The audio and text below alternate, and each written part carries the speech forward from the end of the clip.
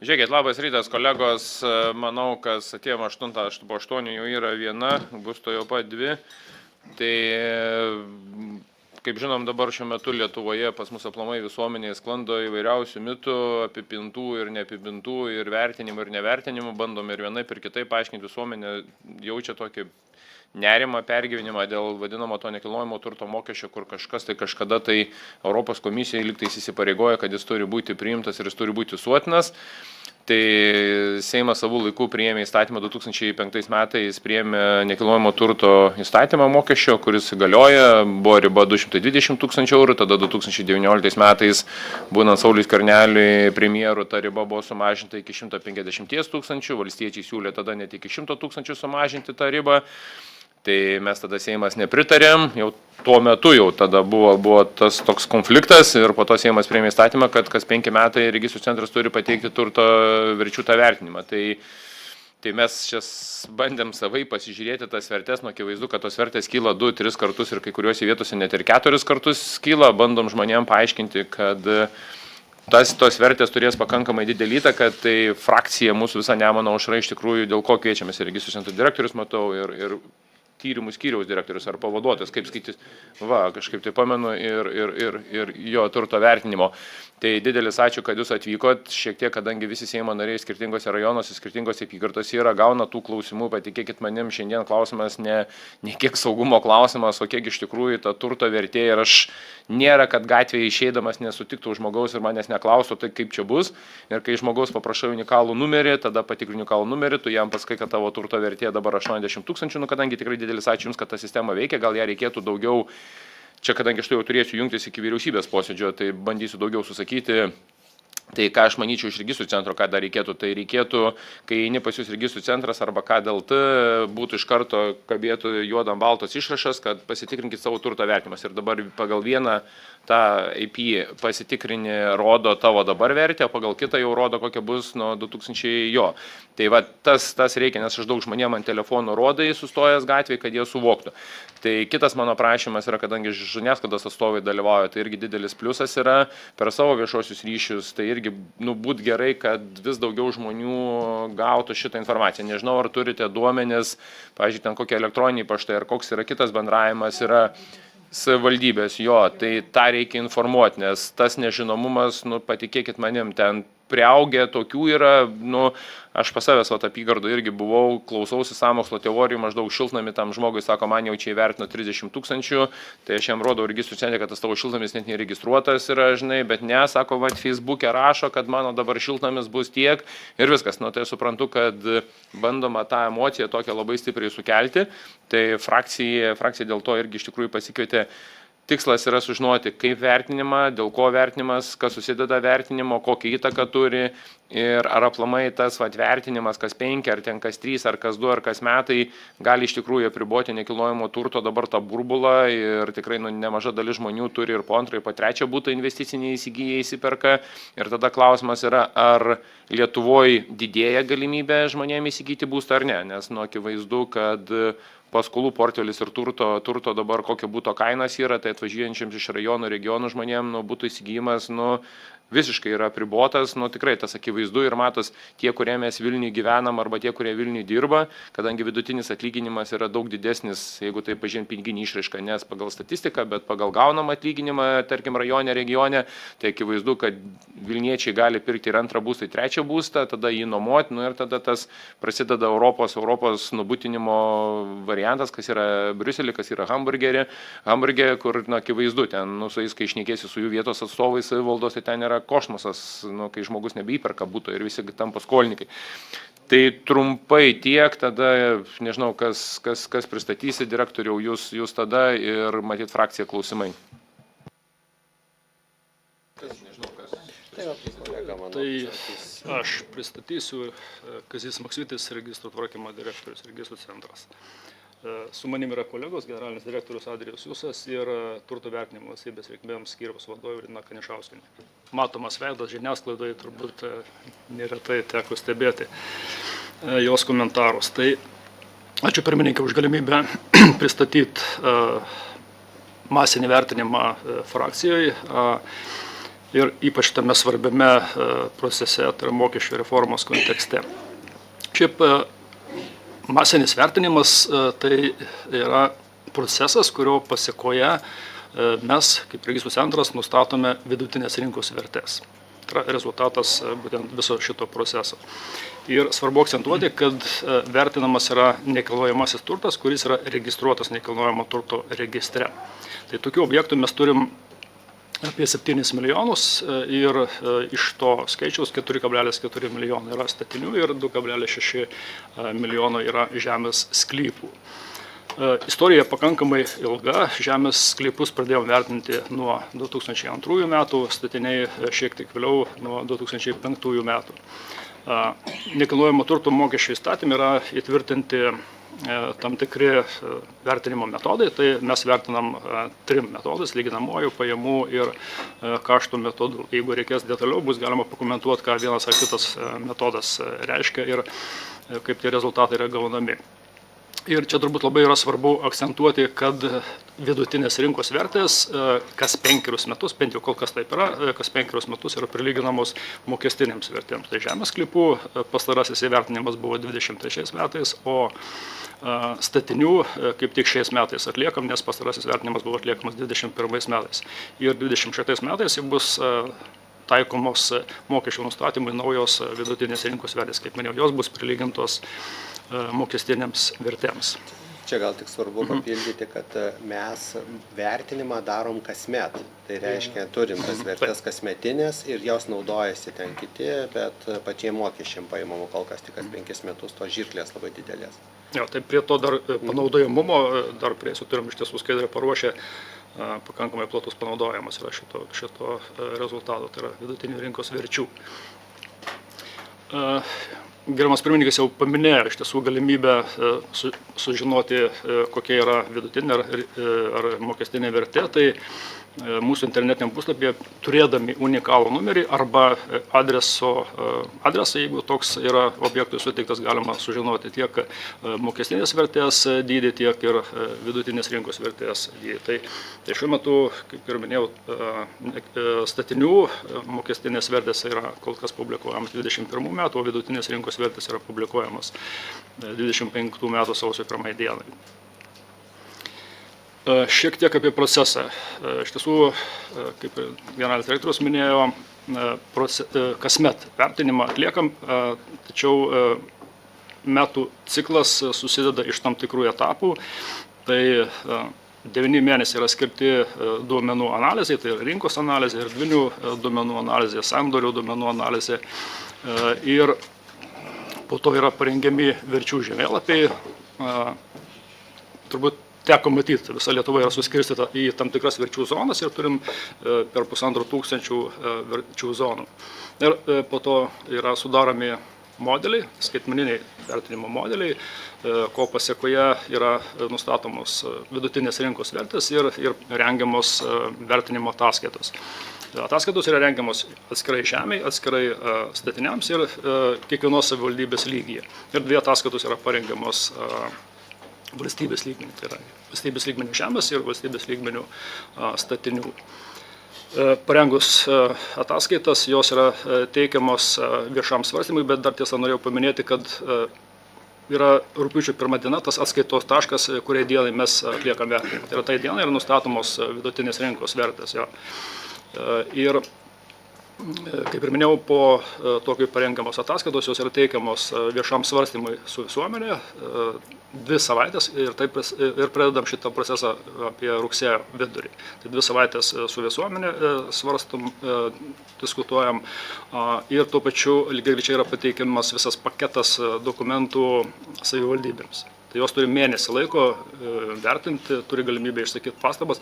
Jeigu tokių gaunam, jeigu yra teisingos pastabos, tada dokumentai yra tikslinami ir atitinkamai koreguojami pagal pateiktas pastabas.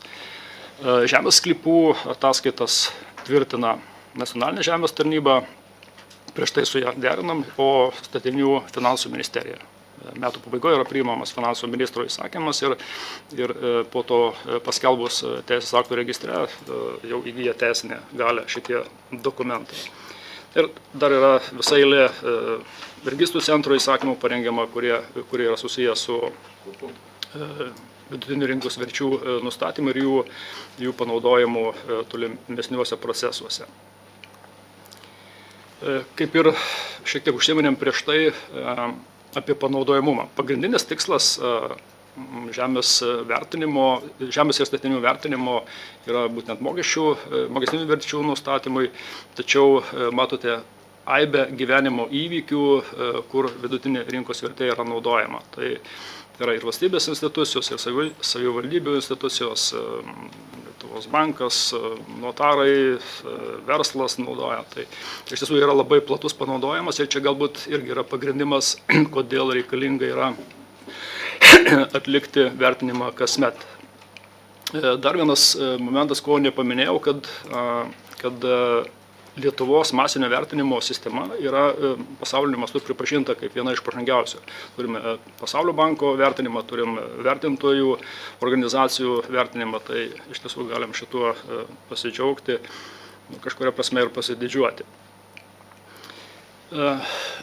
Norisi labai aiškiai atskirti ir ką gerbiamas pirmininkas akcentavo, būtent registrų centro kompetencijas ir kitų institucijų kompetencijas, nuo kurių galutiniam rezultate priklauso, kiek mokesčio mokėtojas mokės mokesčių.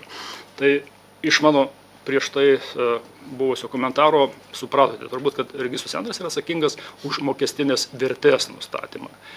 Tačiau mokesčio mokėtojas moka sumą, kurios nustatymą įtakoja aibė veiksnių. Tai šiuo atveju nekilnojamo turto mokesčio įstatyme įtvirtinti tarifai, tai čia yra įstatymai įtvirtinta tam tikra dalis tarifų, kita dalis yra savivaldybių kompetencijų, kur savivaldybės irgi turi galimybę nustatyti pagal tam tikrus kriterijus, čia yra paminėti tie atvejai, situacijos, kurios daro įtaką savivaldybių tarybų nustatomiems tarifams. Na ir aišku, mokestinės lengvatos. Iš tiesų įstatymuose yra pakankamai daug mokestinių lengvatų ir jos taip pat pakankamai ženkliai mažina nekilnojamo turto mokesčio dydį. Tai noriu akcentuoti, kad registrų centras atsakingas už mokestinės vertės nustatymą, savivaldybės mokesčių inspekcija apskaičiuoja galutinį mokestį, kurį mokesčio mokėtojas turėtų sumokėti.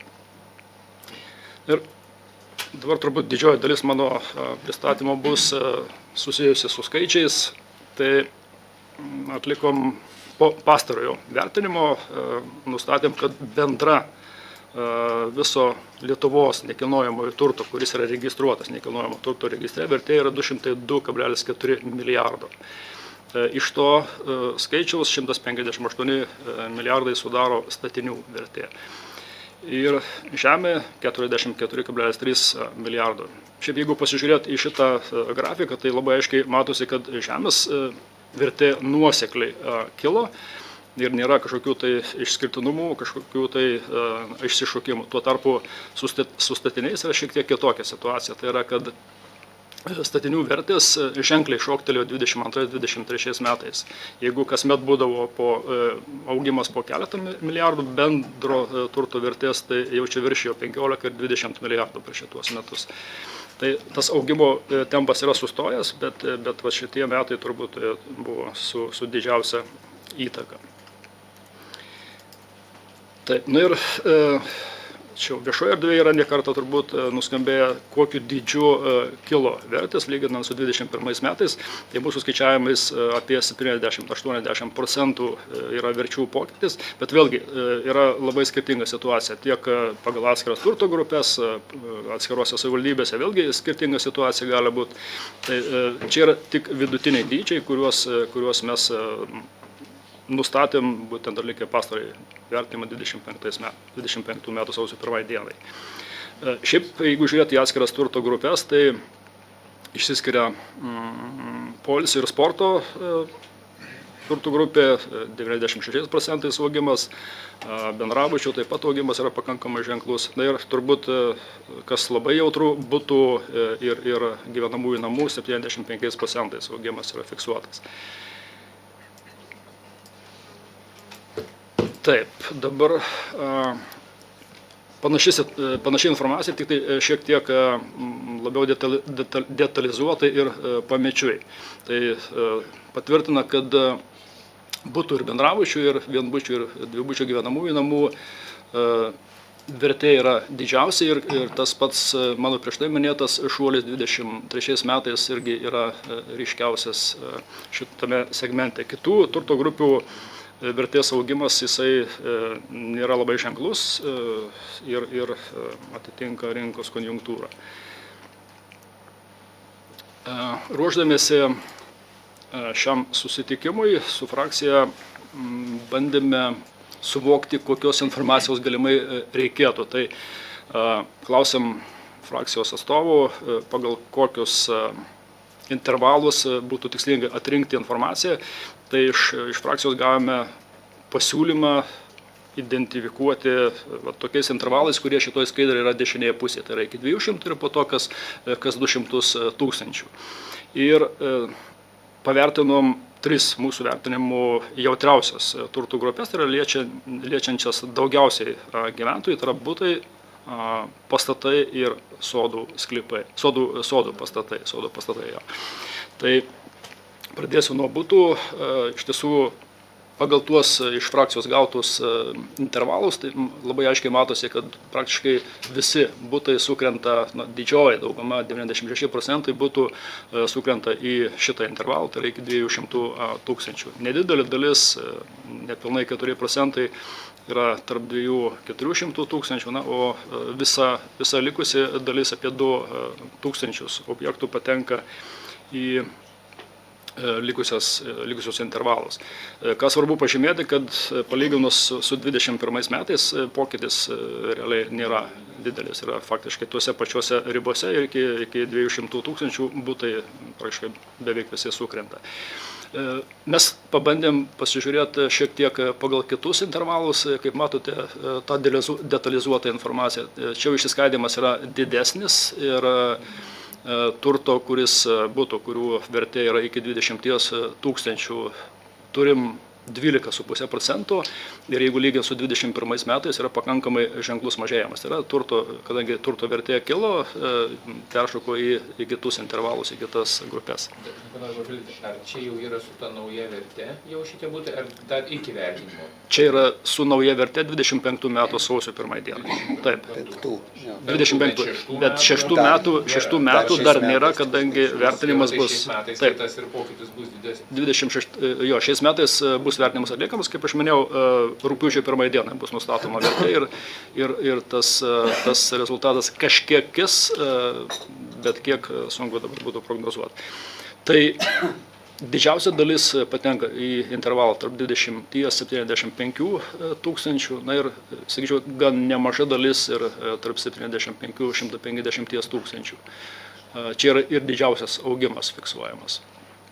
Labai brangių virš 500 tūkstančių vertės būtų turim apie 803, virš 800, kaip matote, 74 objektus būtus turim įvertintus. Toliau perinant prie vienbučių gyvenamųjų namų, situacija yra analogiška, jeigu vertint, kad dauguma koncentruojasi objektų į intervalą iki 200 tūkstančių. Likusioji dalis iš tiesų yra nedidelė, gal kažkiek 200–400 šitame intervale yra. Pagal mūsų suskirstimą, kokį mes pasiūlėme panagrinėti, tai vėlgi didelė dalis yra iki 20 tūkstančių objektų gyvenamųjų namų. Čia turbūt galima būtų akcentuoti, kad tai yra kaimiškosios vietovės, daug gyvenamųjų namų yra dar medinių, tai atitinkami ir vertė jų yra tokia.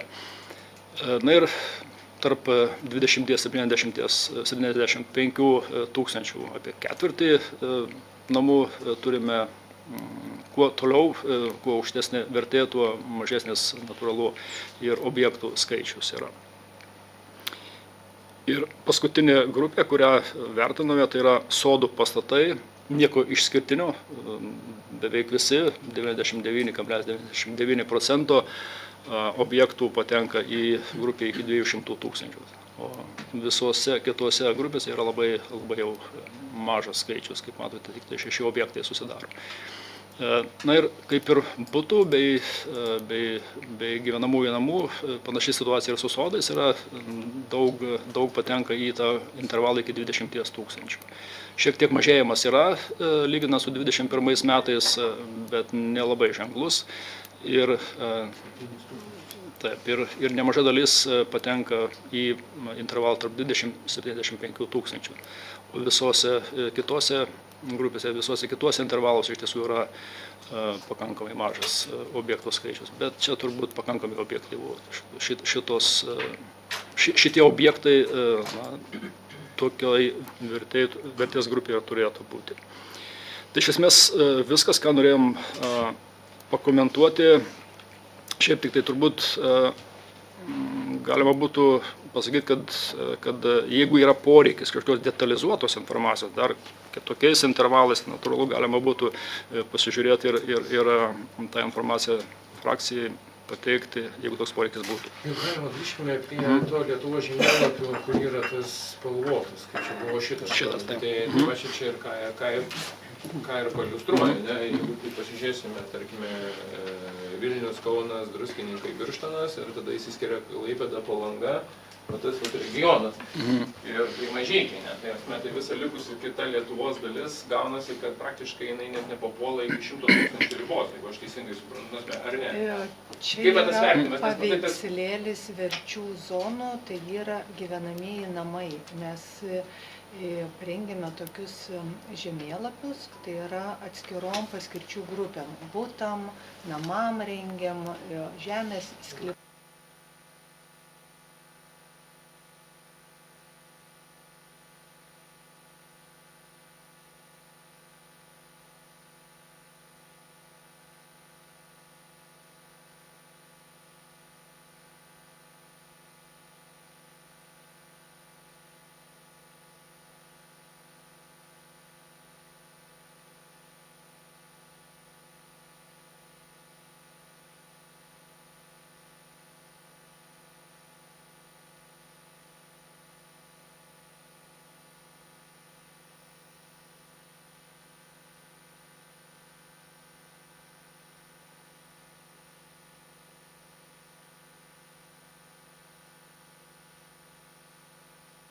Visuotinio nekilnojamo turto mokesčio tokio negali būti. Jis negali būti taikomas. Tai čia mes esam tarės. Dabar yra tik tais klausimas dabar mes turim grindį 150 000, valstiečiai tuo metu siūlė 100 000, buvo riba 19 metais buvo pasiūlyta. Tai dabar klausimas 100 000, jeigu yra grindis siūlomas, kiek procentaliai žmonių patektų į tą mokamą ribą. Tai vienas dalykas. Ir antras yra dalykas, kas yra visuomeniai, ką aš dabar matau, tokia informacija yra, kad skaičiuojamas visas bendras šeimos turtas. Tai realiai įstatymas tai taikomas vienam objektui ir jeigu objekte yra registruoti 2 žmonės, yra pavyzdžiui Petras ir Onutė, tai ta turto vertė dalinama per pusę.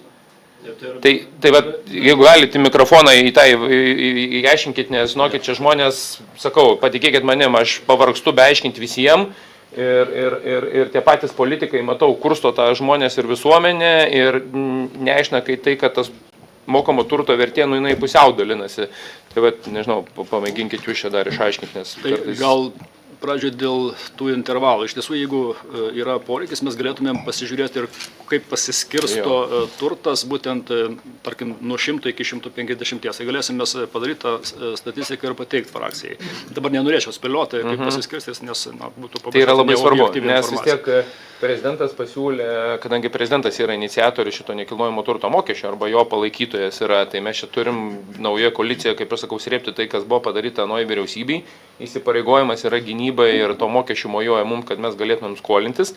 Tai kadangi mes iš esmės ir koalicija, ir frakcija nepritarėm nuliniam tam tarifui, kad jisai būtų, nes logikos jokios absoliučiai nėra šiandieną, tai mes sakome, ar palikti 150 000, nes vėlgi kyla diskusija, kad pirmą būstą neapmokestinti, bet tai vėlgi pirmas būstas, ką jūs įrodote, tarkime, papuola nuo 400 iki 600 000 vertės, tai yra 1800 žmonių. Tai iš tikrųjų pakankamai turto didelė vertė, tai yra žmonių matyt pajamos yra tikrai ne 5 000 ir ne 4 000, jų pajamos yra pakankamai didelės pagal turto turto vertę, jeigu žiūrint, mokestinė vertė, čia žiūri ne rinkos vertė, nes rinkos čia yra dar didesnė, aišku, nereiškia, kad tu realizuosi ir to uždirbsi, čia yra jau kiti niuansai. Tai jie ir turėtų tą mokestį realiai mokėti, kaip ir dabar, ir aš tą patį moku nuo 150 000, ką viršiu. Tai vienas dalykas.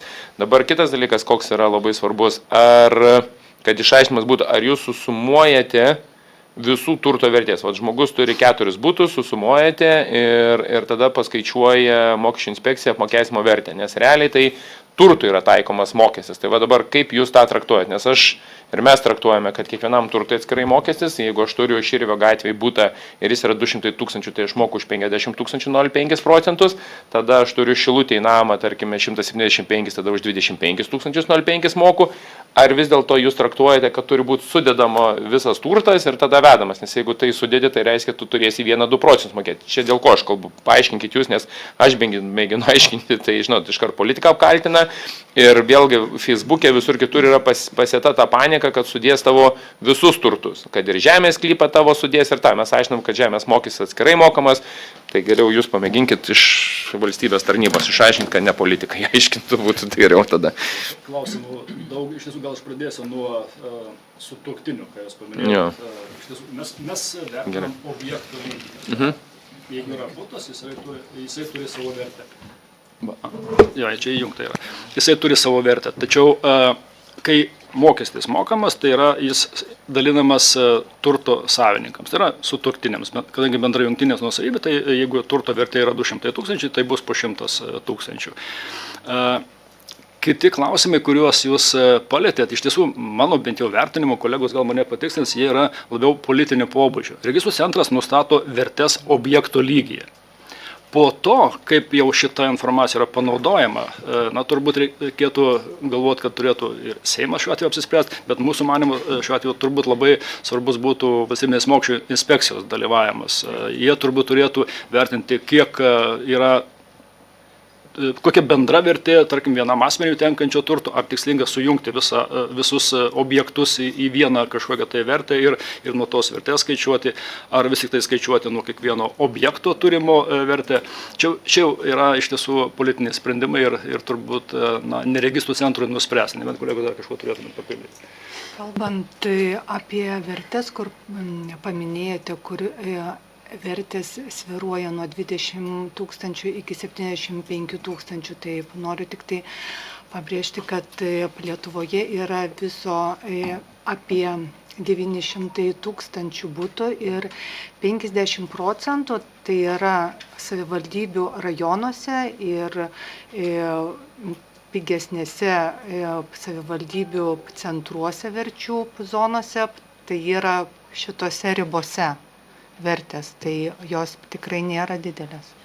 Tai reiškia, mano ten nuogastavimas. Ir jeigu aš dar vieną prie to, kadangi mes čia vakar vėlgi su premjeru diskutavom, tai iškėlėt, kad šiaip sutapimas etapo dėl sporto ir poilsio. Ar jūs nevertina tai, kad daugiausiai nekilnojamo turto objektų sporto ir poilsio paskirties, rekreacinės paskirties iškilo kurortinėse teritorijose, todėl kad šitie nelaimingi bendrieji planai realiai varė tokią sumaištį, kad norint šiandien pastatyti namą, norint pastatyti daugiabutį arba kotedžą, tu pagal bendrąjį planą statais poilsio ir sporto paskirties arba rekreacinės paskirties pastatą, tam savivaldybė yra didesnis nekilnojamo turto mokestis.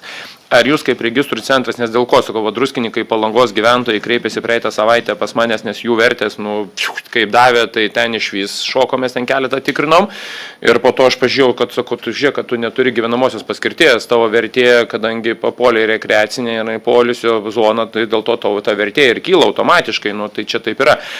Ar jūsų savivaldybių atstovai su merais šnekatės, kad inicijuoti tų bendrųjų planų keitimą ir baigti šitas kvailystės? Realiai rekreaciniai paskirties sklype pastatytas kotedžas, jis nėra skirtas, poilsiui, sportui ar ten reabilitacijai, jis realiai gyvenimui yra. Ir gaunas tai, kad tie žmonės, norėdami turėti dabar ten savo namą, butą ar dar kažką, yra priversti būti šitoj nelaimingoj daly ir jų tas turto mokestis, jie dar nesupranta, aš kai išaiškinau jiems, kad jūsų turto mokestis 3 kartus dabar padidės, nes negana to, kad jūs esate toj zonoje, bet ir pati turto vertė didėja, tai iš esmės tai duoda įtaką. Ar su savivaldybėm vyksta koks pokalbis, ar tiesiog savivaldybės pačios savo gyvena? Registrų centro vertintojai, jie nuolat bendrauja su savivaldybių atstovais ir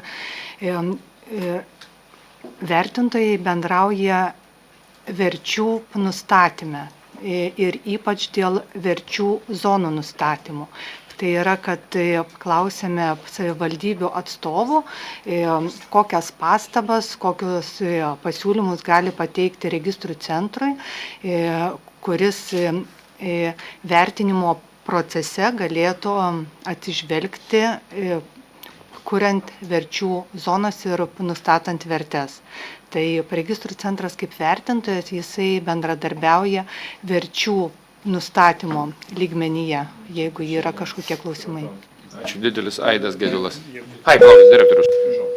Jo, bet iš tiesų jūs liečiat pakankamai aktualų klausimą. Turiu galvoj statinių, tai yra teritorijų planavimo dokumentų rengimo ir paskaičių, kurios yra numatoms ir vėliau naudojimo tikslo. Tai šiuo atveju manom, kad aplinkos ministerija turbūt galėtų korekcijas šitoje vietoje įvesti ir kiek žinom, kad tuo tikslu yra dirbama.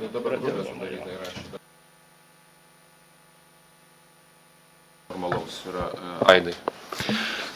Taip, iš tikrųjų labai įdomu pamatyti jūsų prezentaciją. Mano klausimas būtų toks, ar registrų centras kaip nors atsižvelgia į tai, kad, sakykime, koks nors individualus namas yra pastatytas prieš 20 metų. Natūralu, kad jisai amortizuojasi visą laiką ir kadangi turbūt vertės yra skaičiuojamos pagal įvykusius sandorius, tai vis tiek automatiškai jo kaina kyla. Ir čia, jeigu grįžtant prie 400-600 to rėžio ir panašiai, tai vis tik tais, čia kažkur tai prasilenkiama su logika. Ir galų gale praktiškai įsivaizduokim, kad žmonės, kažkada gyvenime buvo turėjo daugiau potencialo ir, kaip sakyt, darbo rinkoje ir panašiai, užsidirbę, pasistatė gal net sovietmečių namą ten, sakykime, ar kažkokį tai kitą pastatą ir šiandien dienai papuola tarp tų, kurie šiandien stato, perka, parduoda ir visa kita. Va čia kokia nors reguliacija vyksta šitoj vietoje ar ne, nes mes realiai, tai kaip sakyt, einam link kažkokio tai Amerikos modelio, kur žmonės verčiame kraustytis iš vieno rajono į kitą ar iš miesto į kitą miestą, sakykime, mažiau apmokestinama, bet skirtumas tik toks, kad ten rinka yra labai dinamiška ir juda ir tu gali tiek parduoti, sakykime, lengvai, tiek ir nusipirkti, pasiūla didelė. Kaip šitoj vietoje yra? Tai gal dėl vertinimo aš pakalbėjau. Tai masinis vertinimas, jisai kaip ir individualus vertinimas, jisai yra atliekamas remiantis turto ir verslo vertinimo pagrindų įstatymo, Europos ir tarptautiniais vertinimo standartais. Ir kaip pristatėme antroje skaidrėje, tai yra statiniai vertinami tiek lyginamuoju, tiek pajamų, tiek kaštų metodų. Tai yra metodai yra nustatyti nekilnojamo turto mokesčio įstatyme. Ir jeigu kalbėsime apie atkuriamuosius kaštus, tai jūs būsite visiškai teisus, kadangi tenai yra fizinis nusidėvėjimas. Tačiau mes visus namus, butus, sodo pastatus ir kitus gyvenamuosius objektus, jeigu jiem užtenka kadastro duomenų masinio vertinimo būdu nustatyti, vertiname lyginamuoju metodu. Tai yra, vertinimas vyksta pagal tą principą, kad mes lyginame tokius pačius su tokiais pačiais objektais. Ir jeigu yra kažkokios išskirtis, kaip statybos metų, rekonstrukcijos metų, tai tenai eina mažinantis koeficientai. Tai noriu pasakyti, kad masinio vertinimo būdas yra identiškas individualiam, tik tai, kad vertinimas vyksta labai dideliu mastu ir yra vienai savivaldybei paskirčių grupiai nustatomas vienas modelis, į kurį įstačius konkretaus objekto kadastro duomenis gauname to objekto vertę.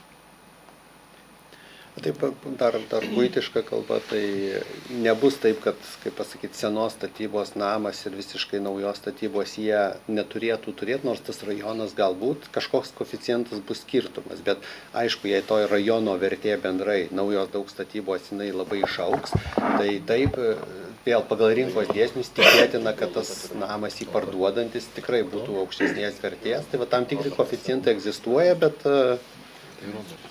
Tai kokie rėžiai yra, tarkim, namas 5 metų, 10, 15, 20 ir panašiai? Ar kiek tai įtakoja? Rėžių nėra čia tokių. tiesiog statistika visa. Aidai papildysiu, jeigu būtų įstatymai tą metodiką, nes įstatymai yra įdėta, žinai, koeficientai kaip kas skaičiuojasi, tai jeigu įstatymė mes įdėtumėm tokį dalyką, vat, ką tu pats sakai, tada taip, jiems būtų kita užduotis, jie algoritmą sukuria kitą ir daro. Gerai, kolegos Karolis, Kęstutis, Artūras ir Dainius, mačiau, yra, jeigu gerai rankas užfiksavau staigiai, tai taip turėtų būti. Karolis, prašau. Ačiū, tai turiu 2 klausimus, vienas panašus į kolegos Aido, tik tais šiek tiek tikslinamas, sakykime, toksai. Aš paimčiau tokį pavyzdį, kaip, sakykime, panašus rajonas, kur 70% užstatyta yra apie, sakykime, 80 kvadratų dvibučių, vienbučių namų ir 30% yra didesnių apie 200 kvadratų namų. Statyba panaši, metai panašus, tas pats rajonas, ar didesniam namui yra vertinamas ta pati kvadratūro kaina, ar tai yra įvertinama, kad jis yra mažiau likvidus, jį yra sunkiau parduoti ir galutiniam variante jis parsiduoda su mažesnė kvadrato kaina. Lygiai. Tai taip ir yra, nevertinama Taip ir yra. tiksliniai. Jo, Ačiū. yra. O kitas klausimas mano yra, ar jūs turite statistiką, ar per jūs eina, kiek sandorių buvo, tarkim, 24 metais padaryta perkant grinaisiais, taip mokant pilną kainą be banko paskolų, ir kiek yra sandorių padaryta tik per banką. Taip. Karolis nori sakyti, tas žmogus, pavyzdžiui, tu sąskaitoji turi 200 000, tai yra tų, kur tu moki be bankinio kredito, aš taip teisingai supratau. Taip, be kredito ir su kredito sandoriai, nes ką aš tikslinuosi, tai bent jau sena statistika buvo apie 50% tokių sandorių vykdavo be kredito ir mes tikrai žinome, kad tai yra vieša paslaptis, kad didelė dalis tų sandorių pagal faktinę pirkimo kainą ir kokia yra popierinė pirkimo kaina skiriasi. Tai jeigu ji būtų visa faktinė tokia, kokia ir vyksta, mes turėtume dar didesnės tas kainas. Tai va čia kokią jūs informaciją turite. Ačiū.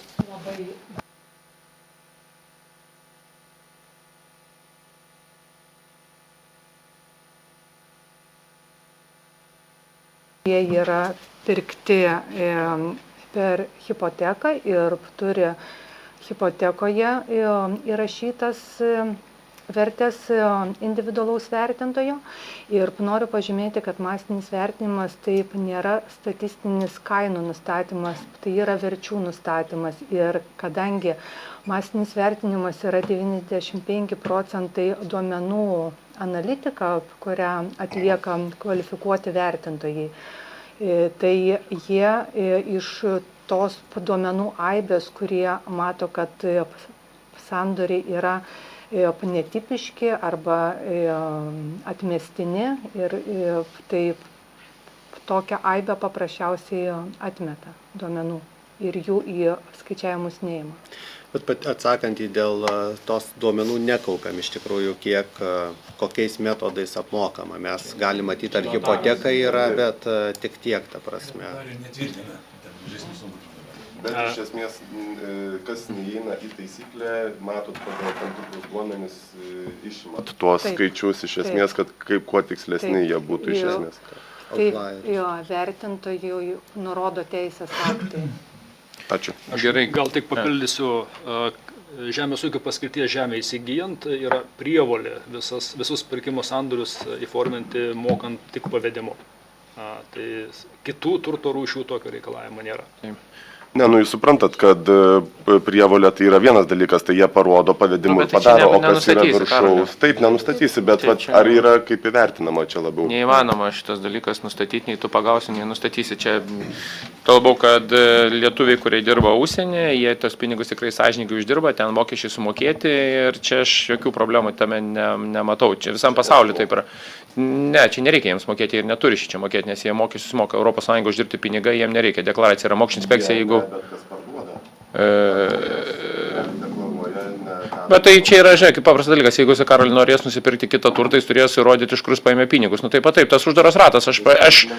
Aš tikrai nebejoju, seniau tai šitoj, kad buvo kiek nori, o dabar kažką bedaryti, aš įsivaizduoju, ten bėra tokių. Nu gal ten yra vienas kitas yra, net, nu, pažiūrėk, toj pačioj Rusienio rinkoje vėlgi lygiai taip pat nebėra ten kitų pinigų. Nu gal yra, aišku, čia kita tema, bet... Bet čia su mokesčių inspekcija reikėtų, žinai, tada... Tai čia užburtas ratas ir statybininkai, kuriems tu moki grinais. Nu, tai va čia tie pinigai ir yra realizuojami juodoje rinkoje. Kęstutis. Nedaug. Aš gal bendrinį tokį klausimą visai Lietuvai, kadangi žmonių tikrai labai daug, kuriem labai sunku paaiškinti arba neįmanoma paaiškinti, kodėl yra su registrų centro vertinimai du skirtingi, bent jau, tarkim, mačiau paskutinį pavyzdį, rinkos vertė namo naujos statybos 40 keli tūkstančiai, jūsų vertinimas 160 tūkstančių registrų centro vertinimas. Tai žmonės niekaip nesuvokė, kodėl yra tas skirtumas, kokios čia metodikos, nes vertimas yra toks, liaudiškai, masiškai, kad, žodžiu, valdžia apiplėšinėja, nes vertina kelis kartus brangesnę kainą, kad sumokėti, kuo daugiau žmogus turėtų mokesčių. Tai pirmas klausimas, aiškiai, šitas. O antras klausimas yra dėl dabar padalinimo. Yra būstas, du registruoti sutuoktiniai, dalinsim jiem per pusę, bet jeigu jie abu mokės, tai koks skirtumas, šeimos vis tiek pinigai ir jie vis tiek iš to pačio biudžeto mokasi. Nemokės, Kęstai, dėl to mes... Tai žmonėm, kad atsakyt. Tai atsakant į pirmą klausimą, reikėtų pažiūrėti konkretų atvejį, koksai yra. Gali būti, kad kadastro duomenys nėra tinkamai priduota kadastro byla, gali būti baigtumas nepilnas, reikia konkretų atvejį žiūrėti. Bet čia gal, aš papildysiu, Germolina, gal čia yra klausimas susijęs su laikotarpiu. Tai yra, turbūt žiūri į 21 metus ir mato mokestinę vertę ir žiūri į 25 metus ir žiūri, kokia yra vidutinė rinkos vertė. Natūralu, kad skirtumas yra, nes verčių augimas buvo per tą laikotarpį. Bet ne 4 kartus nusitikit. Ar galima, aš Kęstučio klausimą, tie žmonės, kurie man irgi klausimai yra, sako, įvertinus mūsų dabar turtą, ar jūs, gerbėmieji politikai ir registrų centras, galite nupirkti šiandien dienai už tą, ką įsivertinote? Ką mums atsakyti jiem? Mes neimam konkretų pavyzdį apie pinigus, bet rinkos vertė arba brokeriai jiems siūlo ir kokios yra realybė ir kada vertinimas 3-4 kartus jau dabar skiriasi.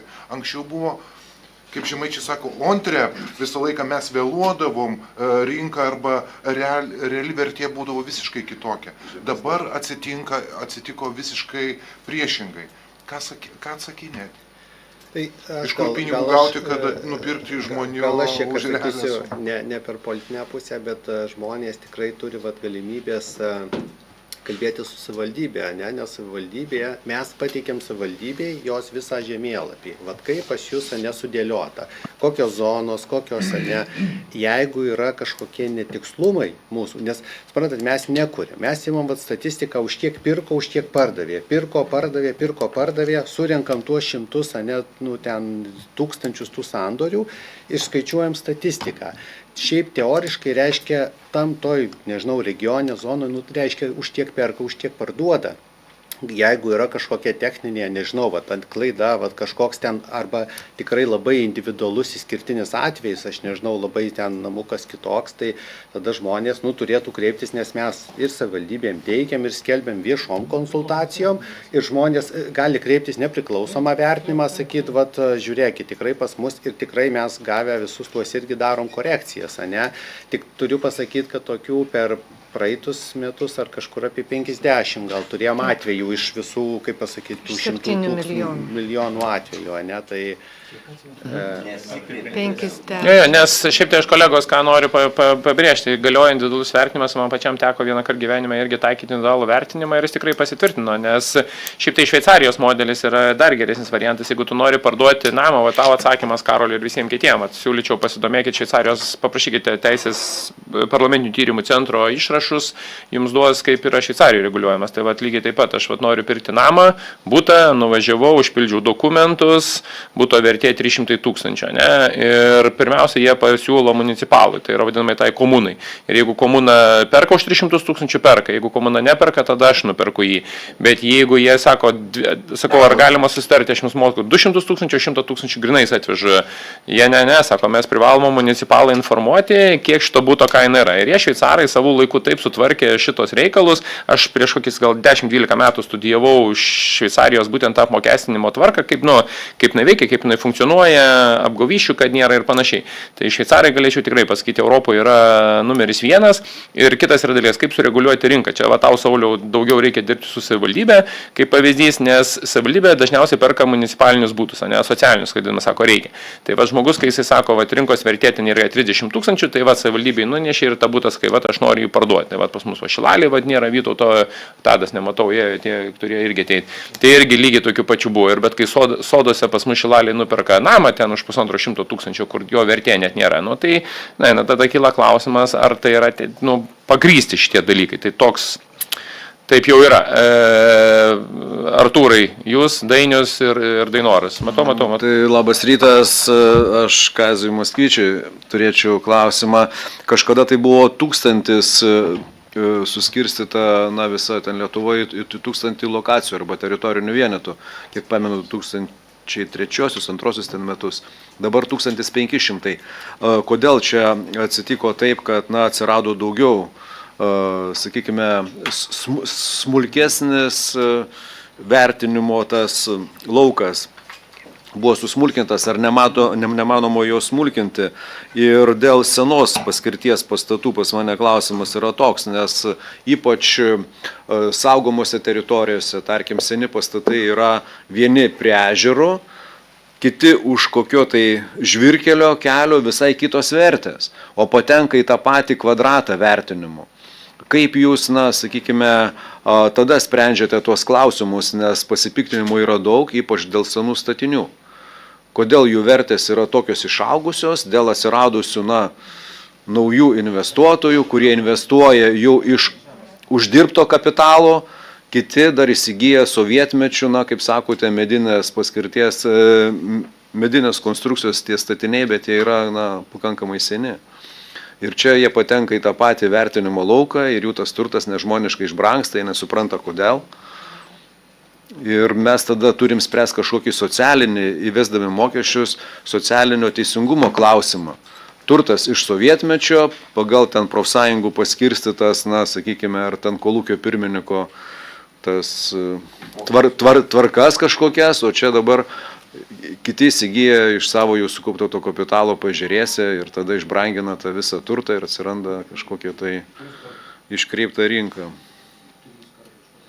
Tai jeigu galima pabandysiu atsakyti, iš tiesų žaviuosi jūsų atmintimu, kas buvo prieš eilę metų ir kiek dabar tų verčių zonų turim.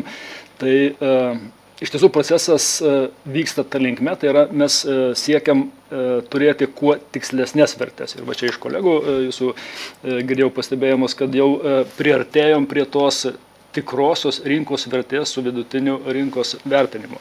Tai mes smulkinam verčių zonas ir tai leidžia mums pasiekti tikslesnės vertės tose teritorijose arba tose zonose. Tai toks pagrindinis tikslas yra ir čia turbūt nesumeluosiu pasakydamas, kad savivaldybės šitoje vietoje iš tiesų turi pakankamai svarų žodį. Jie atkreipia dėmesį, kad va toj vietoje ta zona galimai galėtų būti atidalinta, prijungta prie kažkokios kitos zonos arba dar kažkaip kitaip suskaidyta. Tai čia va to darbo su savivaldybėmis pasiekmė. Iš tiesų, manau, kad prasmingas darbas ir teisinga linkme šituo klausimu einam. Dėl rekreacinės paskirties ir pastatų prie ežerų, gal Lina prašyčiau jūsų pakomentuoti. Vertinant pastatus, tai, kad yra prie ežero ar toliau nuo ežero, tai vertintojas neatsižvelgia. Noriu pasakyti, kad vertintojas vertindamas namų valdą, jisai žiūri į objektą kaip į bendrą objektą, kadangi sandoryje yra suma bendra, tai yra žemė, statinys, įvairūs inžineriniai statiniai, kurių bendra suma ir sudaro tą bendrą sumą. Vertintojas pagal nekilnojamo turto mokesčio įstatymą ir žemės mokesčio įstatymą turi nustatyti atskirai tiek namui vertę, tiek žemės sklypui vertę. Ir jas sudėjus kartu mes turime gauti tą vidutinę rinkos vertę. Tai grįžtant prie jūsų klausimo dėl pastato, ar jisai prie ežero, ar toliau nuo ežero, tai tokios įtakos nėra, tačiau yra žemės sklypui. Ar jisai yra rekreaciniai zonui ar ne. Tai nežinau, ar atsakiau klausimą. Skirtingi objektai, tarkim, vienas sklypas yra prie ežero su namu, kitas sklypas yra už kokio žvyrkelio 500 metrų visai kito ten asmens ir kainos patenka į tą patį vertinimo lauką ir išbrangina tą objektą, kuris yra, sakykime, nepatrauklus už apdulkėto žvyrkelio, bet patenka į tą patį vertinimo lauką. Tas prie ežero išbrangina tą. Kodėl taip yra ir kaip čia spręsti tuos dalykus?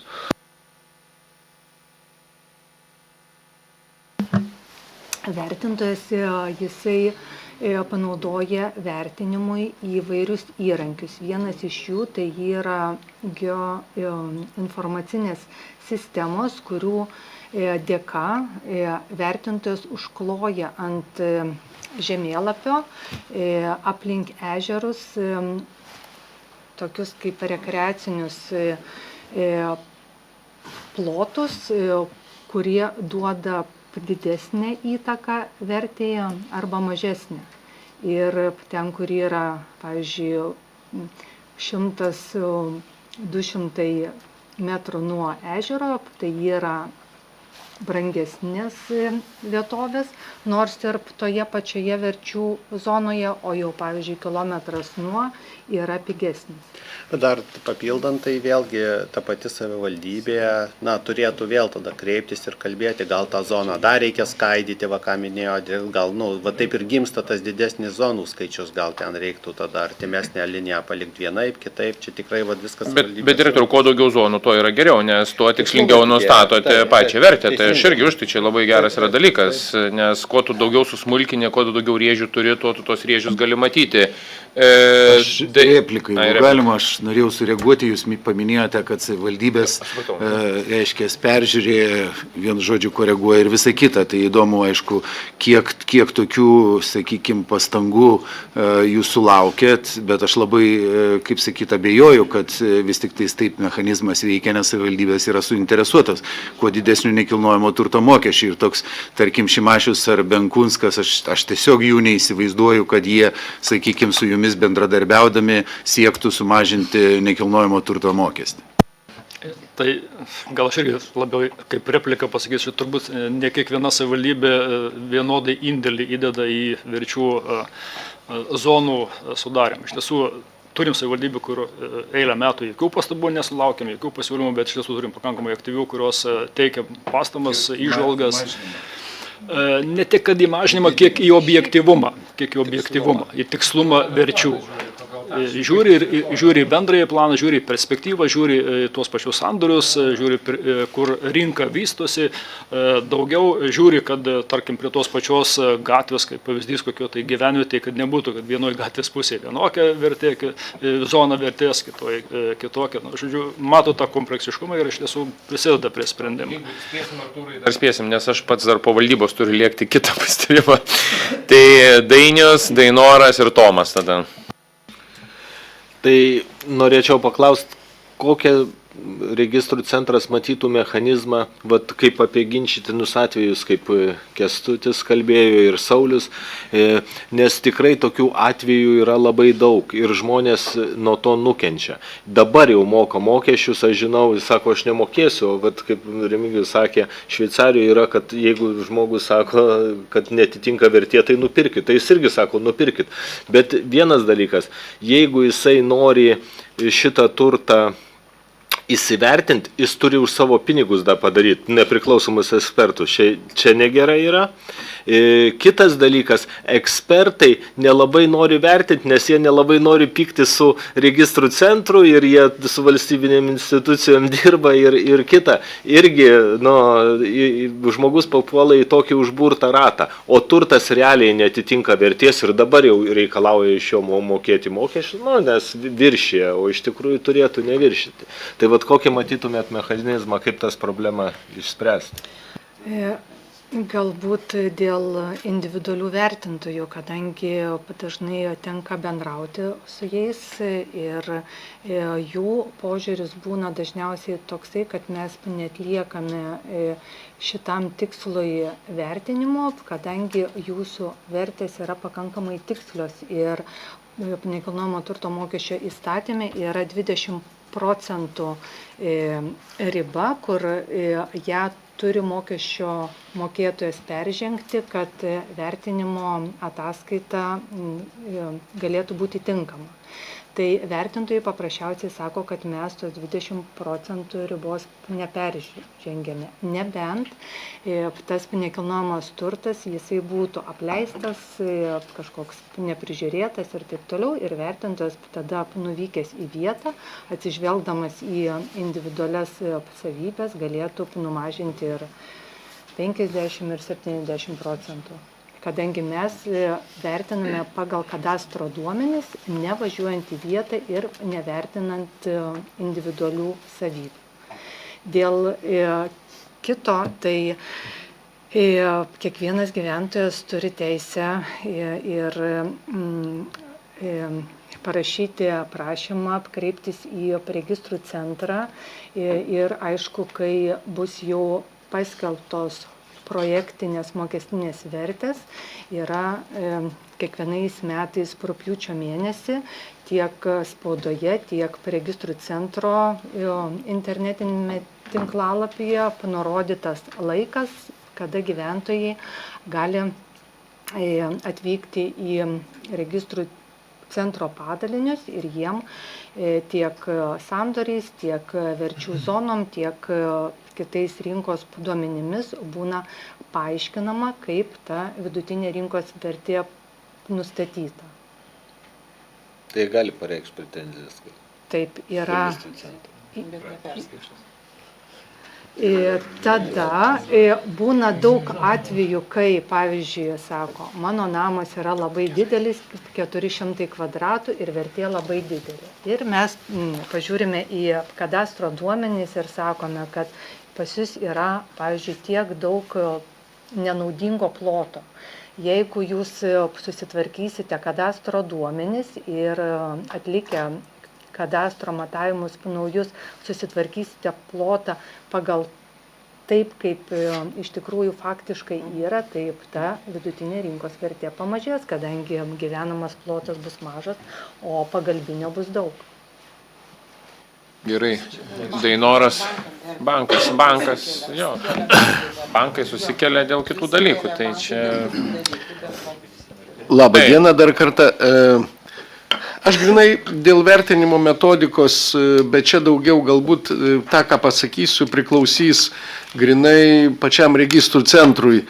Dabar, reiškiasi, išanalizavau aš vieną Vilniaus mikrorajoną, sakykime, jo plėtrą nuo 2000 metų iki šių dienų ir štai koks rezultatas gaunasi. Kaip žinoma, dabar registrų centro vertėse yra 4 dedamieji. Tai pirmas yra sandorio kaina, antras yra atstatomoji vertė, trečias yra rinkos kaina ir ketvirtas yra mokestinė vertė. Dabar panalizavus tą, kaip sakau, plėtrą nuo 2000 iki šių dienų, analogiškų objektų kainos įsigijimo, pavyzdžiui, prasideda prieš 20 metų, tai nuo 2000 tai yra, sakykime, prasideda toj vietoj naujos statybos, aš apie butus kalbu, 60 000, vidurkis tų verčių, rinkos verčių tų objektų statytų prieš 20 metų yra 200 40 tūkstančių, mokestinės vertės vidurkis yra apie 130-140 tūkstančių.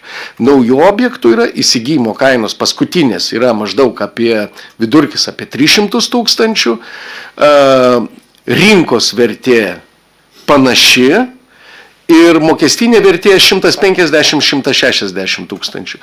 Tai man atrodo, kad šiaip teisingiausia būtų truputėlį skirtingai vertinti tos plėtros pradžią, tų įsigytų būtų kainas, ypatingai rinkos vertė bei, rinkos vertė daugiau mažiau atitinka, bet mokestinė vertė jau mane domina. Sakykime, ar po 25 metų ir labai didelį gepai tarp rinkos vertės ir mokestinės vertės, beveik 80%. Tai ar jūs į tą dalyką 25 metais tą gepą mažinsite, ar atsižvelgsite būtent į tos niuansus, ką aš sakiau? Tai noriu pabrėžti, kad mokestinė vertė buvo nustatyta 2020 metais ir patvirtinta 2021 metų sausio 1 dieną. 5 metai iki 25 metų sausio 1 dienos, tai kiekvienais metais vidutinės rinkos vertės kilo atitinkamai 9, 12, 15, 20%. Tai vertintojai jie nustatant konkrečiai vertinimo datai vertės, jie paima paskutinių 2 metų sandorius ir pakoregavę laiko pataisą, jie tuos sandorius atkelia į tą vertinimo datą. Tai vertinant butus mes vertinimo datai turime 1000 objektų. Ir tada kuriame modelį, kuriame būna tokie komponentai kaip plotas, statybos metai, rekonstrukcija, paskirtis ir kiti visi padedamieji, kur kiekvienam dedamajam mes padarome statistiką, kur vertė svyruoja nuo, pavyzdžiui, atitinkamai statybos metų, nuo atitinkamai ploto, nuo atitinkamai rekonstrukcijos metų.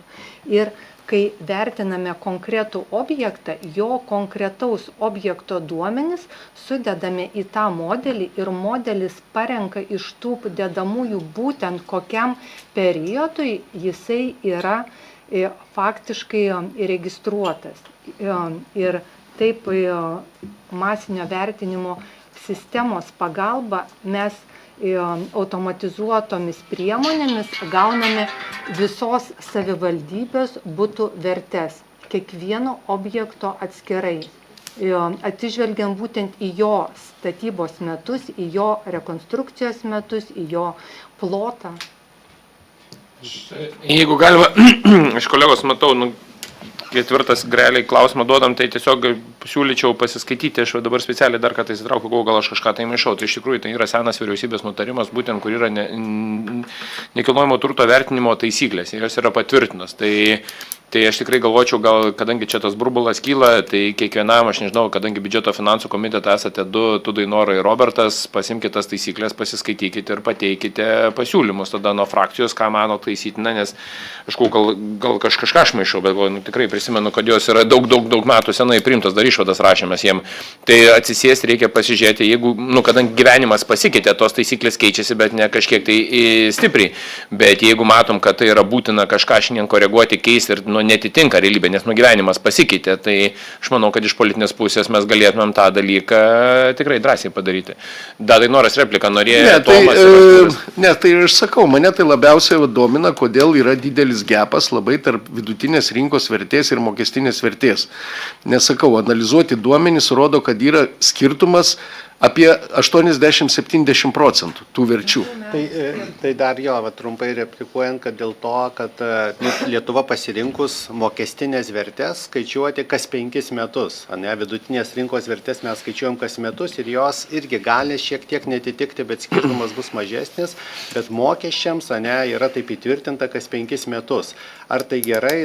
Klausimas, nes per 5 metus gyvenimas labai juda ir šiuo atveju, kai turėjom didelius šuolius kas metus, jei jis būtų kas 3 metus, kas 2 metus, tai bent jau nebūtų emocinio tokio šuolio, kad tos vertės padvigubėjo. Tai tiesiog. Ne dabar, aš tik teisim galiu pasakyti, mes dėl to ir siūlėm, nes jūs neįsivaizduojat, jeigu Seimas, jeigu yra politinė valia, yra ir nori žmonėmis pasirūpinti politikai ir jie tikrai galvoja apie žmogų, tai aplamai visos vertės, viskas turi būti daroma kiekvienais metais tam, kad žmogus nepatirtų šoką. Mes tyčiame šiandien žmonių, politikai tyčiasi žmonių, atideda šitos klausimus ir dabar turim dėl to sudėtingiausią variantą. Jeigu būtų 2021, 2022, 2023 metais, šiandieną nebūtų to chaoso ir žmonių sumaišty. Tada politikai nori pasinaudoti žmonių emocijomis ir specialiai jas kiršina, specialiai tas bangas kelia. Tai lygiai taip pat kaip atlyginimai panašiai yra didžiausia problema yra tai, kad Lietuvoje mes suformavome tokią patyčių bangą. Kita valdžia priims. Visos pajamos, visi mokesčiai turi būti indeksuojami. Be indeksacijos, negali valstybė gyventi. Kai sakėt, pensijų indeksavom 10%, bet realiai kai kurių pensininkų išlaidos padidėjo 15-12. Vėlgi, logikos nėra ir plus indeksavimas niekada nedasivėja kainų pokyčio. Tai lygiai taip pat yra ir su šiukšliam. Pažiūrėkit, ką daro savivaldybės kaip tyčius iš tų žmonių. 5-7 metus nedidina šiukšlių kainą, kai jau galų galėjau sąvartynai eina į bankrotą, šiukšlių pervežė eina į bankrotą, tada kai kala, kad net netakėsi sproksta, net nesupranti, iš kur tokia sumas tu gauni. Tai čia yra didžiausia problema mūsų valstybei, kad nėra bendravimo su žmonėm, neina pa žmonės, neaiškina žmonėm, o kai jau sprogimas vyksta, tada kažkas atsitinka. Tai čia toks yra. Tomai, klausimas. Sveiki. Mano klausimas būtų panašus kaip kolegos Dainiaus klausimas, kada vertės nustatytos registro centro netitinka realios vertės. Ir mes tada tiesiog suformuojam užduotį, kada pats turto savininkas turi apginti savo netikrą turto vertę. Ir patirtos išlaidos, jeigu, sakykime, savininkas įrodo, kad turto vertė yra mažesnė, eksperto išlaidos laikas yra apmokamas iš savininko sąskaitos. Tai ar nereikėtų šitą klausimą pasižiūrėti, kad jeigu registrų centras, valstybinė įmonė, nustato neteisingą kainą, gyventojai įrodo, kad vertė yra kitokia, kad turėtų būti kažkokiu būdu kompensuota šitą patirtus išlaidos. Čia reikia privaloma kitą dalyką. Pagal tą vyriausybės nutarimą, Tomai, pažiūrėk dėl savivaldybių, ką ir kalba registrų centro atstovai, kad savivaldybės yra visiškas neaktyvios ir kitos net nedalyvauja. Tik kai jie kiekvienais metais pateikia tą vertinimą, tai savivaldybė turi reaguoti. Tai reiškia, ką? Tai reiškia, savivaldybės taryba, meras, administracijos direktorius yra šiandien atsakingi. Tai dabar yra klausimas, kiek savivaldybės informuoja gyventojus apie kainų pasikeitimus arba pačias vertinimas. Tiesiog grįžkime į savivaldybę, tu grįžk į Plungę, pasižiūrėk, pažiūrėsiu, aš pas savęs pasižiūrėsiu, ar mes patys, kaip politikai, atliekam tas darbas, ką jie atliko. Tada aš įsivaizduoju, mūsų atranka prie širdies visi pridėję, galiu garantuoti, Tomai, nei vienas tenais nieko nedarom. Savivaldybė gal yra, ūkio skyrius pasiema koks turto skyrius, kontrolieriai irgi pasižiūri. Kęstutis, 100 metų tarybos narys buvęs, tai aš reiškia atspėjau, net nežinodamas, bet maždaug galėjau spėti. Čia yra, reiškia, klausimas yra dėl informavimo, dabar yra bendruomenės. Tai dabar turto vertinimą, kaip atlieka, ar bendruomenių internetiniuose puslapiuose ar Facebooko yra įdedama šitą informaciją, ar nėra informacija. Mes pasidalim apie renginis, mes pasidalim nacionalinį mokėjimo kokius šaukimus, bet šitą informaciją, kaip mes praeitą savaitę svarstėm Domo Griškevičiaus pasiūlymą dėl mero skelbimų internete portaluose, kad tas būtų. Tai yra dar vienas jums variantas, kaip prieiti prie žmogaus, priinformuoti. Kiek žmonių atsidaro registrų centro puslapį? Neatsidaro. Mes, kada darom priėmimus, pas manęs pagrindinis Šilaliai atsidarimas, tai yra registrų centras, nes kiekvienam žmogui tai sklypą žiūri, tai ribą žiūri, tai vertę žiūri, tai nuosavybę žiūri, tai dar kažkas, kas praleista yra, tai tu žiūri. O kiek žmogus žiūri, jis nežiūri. Būkim bėdini, bet teisingi. Artūras, dar replika, ar pasau. Jeigu galima aš repliką, tik norėčiau pakomentuoti šiek tiek, kaip mes iš tiesų viešinėm. Tai mes skelbiam savo internetiniam puslapį informaciją apie būtent jau nustatytas vidutinės rinkos vertės, plus yra skelbiama vietiniai žiniasklaidoje ir plus prašom savivaldybių, kad jos įsidėtų į savo internetinius puslapius. Tai ar tai yra pakankama? Ir važiuojant ten vietos. Kiek ateina, nuoširdžiai pasakykit, ateina savivaldybės atstovai, 3 žmonės ateina, kavos atsigeria, preniką suvalgot ir gal važiuoja. Tai va, jo. Tai aš iš pats į save žinau, aš penktadieniais darau irgi, kolegos daro priėmimus, taigi mes puikiai matom repliką Artūrai ir viskas, ko gero. Ne, Aš prašyčiau apibendrinti mūsų svečių šitą klausimą. Dabar esminis dalykas, dėl ko mes jūs čia kvietėmės, dėl to, kad jūs pasakytumėte, kaip kompetentinga institucija, kiek nuo 21 iki 26 sausio 1 pabrango vidutiniškai visas turtas, tai yra bazė apmokestinama, kalbant apie naujus mokesčius. Tai būkit mėly.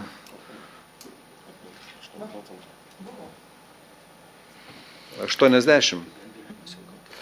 Tai daug apkalbėjom, bet matyt šitą medžiagą, kurią aš nežinau, ar pasidalinom. Būtinai pasidalinkit jo, būtinai, nes mes pas savęs įsidėsim visur. Tai tvarkoju, tai vat matosi, kad situacija nėra kaip čia vienoda, ne, ir viskas labai yra skirtinga pagal konkrečias grupės, bet jeigu žiūrėti į tas, kaip sakėm, dažniausiai naudojamas ar 1-2 butų vertės, tai apie 75% matom, bendrabučiai apie 90, butai apie 75%, tai pasidalins. Verčių paaugimas yra pakankamai reikšmingas ir šiai dienai matyti esminiai yra politiniai sprendimai, tai yra kalbant apie pačius tarifus, apie procentus taikomus, apie va ten yra įrankiai, kuriais galima reguliuoti, tą jau mokestinę naštą. Tai pabrangus baziai reikia mažinti tada mokesčius, o nedidinti juos, taip išeitų? Taip, tai apie ką kalba. Aš, jeigu galima replika, tai kai kolegos iš registrų centro atsakinėjo į man užduotą klausimą, tai štai va čia va yra atsakymas, kaip skiriasi vertės. Tai dabar, kadangi dabar mes kokias vertės turim, kadangi rinkos vidutinė vertė, jinai nuolatos buvo koreguojama, o mokestinė vertė 5 metus buvo neliesta. Tai dabar kiekvienas, jeigu norit sužinoti savo būsto vertę ar ką, tiesiog pasižiūrėkite į rinkos vertę, pasižiūrėkite į mokestinę vertę, tie išrašai galimi, galit kaip fiziniai asmenys iš registrų centro išsitraukti. Ir ten jūs pamatysit daugiau mažiau teisingą savo mokestinės vertės, štai ir viskas. Ir va čia toj lentelėje, ką aš padariau tą tyrimą apie vieną mikrorajoną, apie jo plėtrą, nuo pradžių iki galo, kokios yra vertės ir kokia dinamika buvo, tai čia jūsų lentelėje tie skaičiai, tas gepas, kurį mes likviduosim 25 metų pradžioje, jis ir yra. Tai aš manau, kad kolegos dabar ir frakcijai ir žmonėm, aš įsivaizduoju, kad įnešėm pakankamai didelį aiškumą, nes, sakau, tas burbulo putimas ir tos informacijos nepatikimas, aš tikrai matau daug socialinėje erdvėje, daug miglos, daug maišymo yra. Tai dar kartą akivaizdžiai parodo, kad mūsų ta pozicija vyriausybei, kad netaikyti absoliučiai nekilnojamo turto mokesčio, visuotino nekilnojamo turto mokesčio buvo teisinga. Faktom, kad grindis, kurios turi būti aiškiai įdėtos imperatyviai įstatymė, vėlgi, tai matyti čia suma, kol gero politikų sprendimas yra. Ir dėl paties turto vertinimo, aš įsivaizduoju, kad turto vertinimo kaip tik nenori bankai ir nenori nekilnojamo turto agentai. Nes kada žmogus mato prieš 5 metus darytą turto vertinimą, tai jam atrodo vienas ir jis nežino, mokestis bus, nebus, nuo ko tu mokės ir panašiai. Ir jeigu būtų kiekvienais metais atliekamas turto vertinimas ir registrų centre, jisai žinotų, kokia yra mokestinė vertė, tai aš manau, kad žmogus prieš pirkdamas arba vesdamas dėrybą su pardavėju, tai jie labai gerai galėtų pagauti aferistą, nes iš tikrųjų jie sako, važiuokit vertė 21 metų, o 25 metų to būto vertė jau jinai padidėjo 3 kartus. Ir žmogus nusiperka katę maišę ir praeina pusę metų, sako, mokesčių inspekcija, teik čia, deklaruok turto deklaraciją, kad tu turi susimokėti. Tai čia akivaizdžiai, ką aš šiandienai tą užfiksavau, kad, bent jau nežinau, ar aš teisus, aš ne, gal registrų centras gali pasakyti. Jo, bet ne, tai jisai kas metus, bet realiai, dokumentai rodo visai ką kitą, mokestinė vertė rodo visai ką kitą. Ir čia yra šiandien akivaizdu. 21-25 vyrai, 88 milijardai, 158 milijardai. Tai apie ką mes čia kalbam? Čia yra visos Lietuvos. O tai jūs paimkite Vilnių, Kauną, Klaipėdą, Palangą, Druskininkus, tai jūs tą vertę turėsite 3 kartus. Tai dabar įsivaizduokit, visi politikai, mesgi turim bendrauti su žmonėmis, mes turim paprastai eilinį žmogų stoti, mes jiems turim padėti. Šiandieną tai jiems, akivaizdžiai rodo jums sumos. Apie ką aš ir kalbėjau. Tai ačiū didelis vadovams, ačiū už tą darbą jūsų ir iki susimatymų.